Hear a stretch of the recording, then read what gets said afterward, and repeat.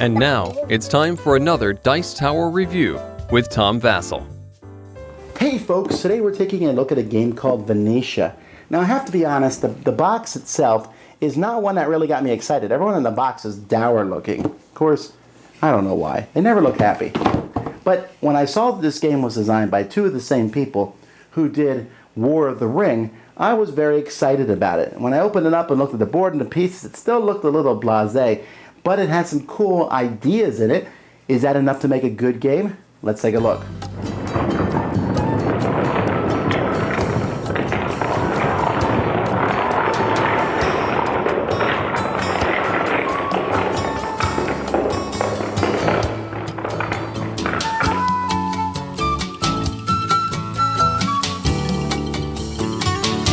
Okay, I'm not going to go over every rule in detail, but kind of give you an overview of how the game works.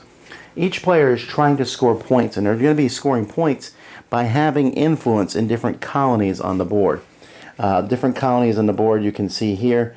In the Adriatic Ocean, there's 4 colonies here. These are minor colonies. This is a major colony. What you're going to be trying to do over the course of this game, you want to have influence in these areas, and that influence will matter because if you have any influence in a minor colony, you'll get a point at the end of each scoring round. If you have influence in a major colony, you'll get points equal to the dots over the name. So you can see that Dalmatia is only 1, while Romania, if you're in that area, you get 3. You're also going to get points for having these leaders, podestas, and you'll get some points for having each of those, 2 or 3 points for having those in major and minor colonies. There's other ways to score too, but at the beginning of the game and at various points over the course of the game, players are going to have an election for the Doge. And one player is going to win that. That person is going to get to put one of their cards, everyone has a bunch of cards, and you'll be using these cards basically to bid in the election as well as some action cards. And that person is going to get a certain number of Doge tokens based on how many players are in the game. And the game's going to have a certain number of rounds, and then there'll be a new election for Doge. And every time it's their turn, this player can keep one of these Doge tokens as a victory point, or they can use it to get an extra action on their turn. The Doge tokens are shaped like a hat. You can put them on your guy like that. We also tend to think they look like stakes. The game revolves around action dice. There are action dice of 3 different colors, and you're going to roll these dice and place them here. And on a player's turn, they're going to get to choose one of these dice and take the appropriate number of actions. Now these dice have 2, 3, and 4 on the sides. When you take a die that's 2, you get 2 actions, but to make up for it, you get to draw an action card. If you get 3, you get 3 actions. If you get 4, you get 4 actions, but everyone else gets to draw an action card. When you take these actions, the actions are basically the same, but how you get people into a city is different. Now when you're moving from city to city, what you're trying to do, let's say I want to go to down here to Durazzo. Now, for me to get that city, everything starts here from our basic city here in Venetia, and so I need to go through the sea.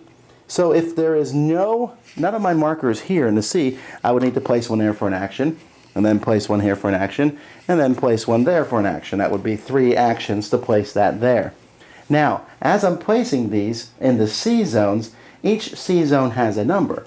So as soon as there's 1 token there, this sea zone is controlled, and so in the future when people start, they'll be able to skip that and start from there. This one would need 2, so as soon as another player puts it there, then we would be able to start from there. And you can see over here, this one needs 5. So until someone puts a 5th token there, people are going to have to pay to go through that area. Now, when you put influence in cities, it depends on which of the action dice you take. One of the action dice lets you put them in cities, but only 1 per city, but you can put them in multiple cities. Another one allows you to put as many as you want, but it all has to be in 1 city. And then the third one is a military one, in which case you will simply draw a tile when you go to a city. You'll turn that tile over. Here nothing happens, but you get to draw an action card. Here nothing happens. Here you get to put 2 of your people in that city. But you also have to draw one of these cards here. These are like negative event cards. And here I put 2 in the city, 1 in the city, none in the city. So the military thing, which is the military dice, is a little bit dangerous and risky, but it's also very easy to be able to pull off and do if you want to. and there's other negative modifiers and things that can happen. Now, over the course of the game, you're going to be drawing these cards here, and these cards will often show negative things that will show up. Maybe here in the sea, if you have one of those tokens in the sea, it will be flipped over. And then depending on what epoch it is, will depend on where enemy armies are going to come in. And flags of those enemy armies will come on.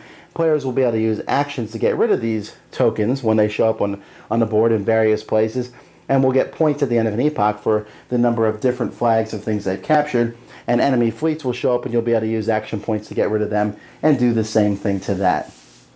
And that's essentially an overview of the game. Epochs are controlled by this track down here. Every time someone puts out a Podesta, and by the way, to put out a Podesta, you simply need to have this many cubes let's say, here I would need to have 3 cubes of my colors. Let's say I'm yellow.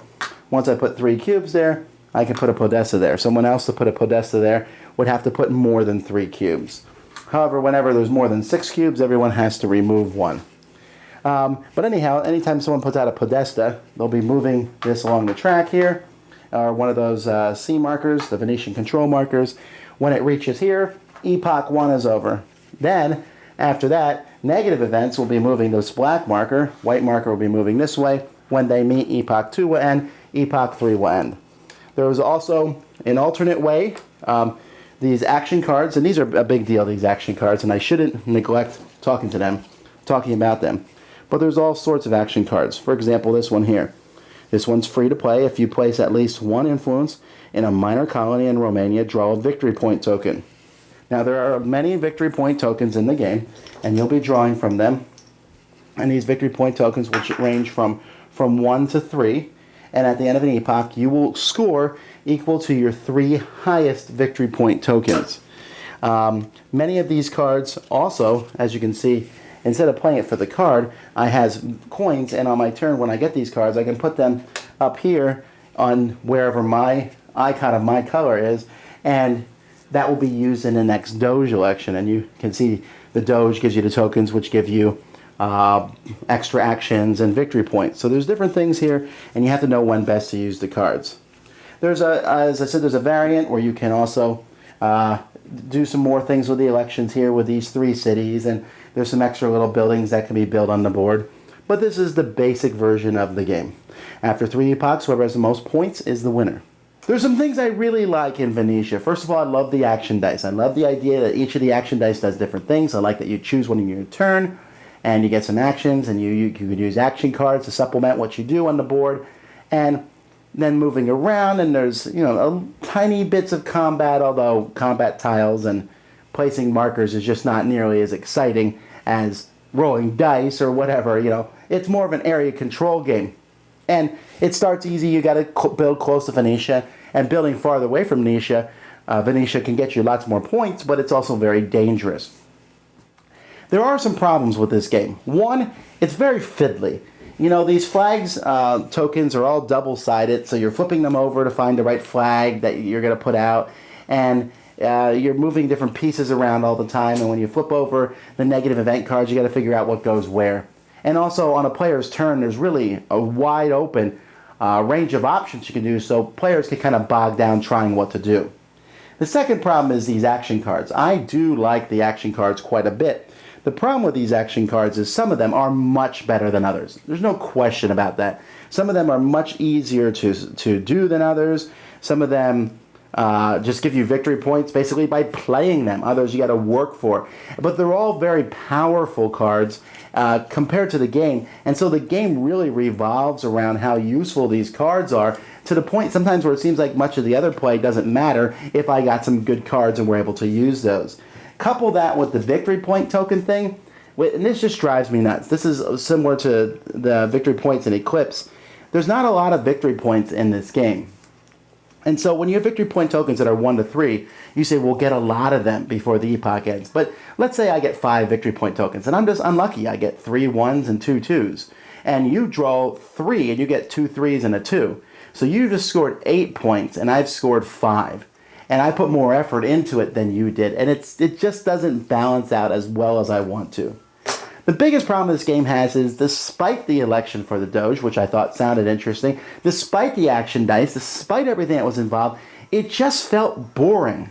It felt like there was all this effort going into the game, and I wasn't getting a lot of enjoyment out of it. I thought the stuff was neat as I looked at it, and when I read the rules and when I went over it, but each time I played it, I just was left with a dead feeling, except when I got angry when I saw the victory point cards, that cool cards that other people pulled.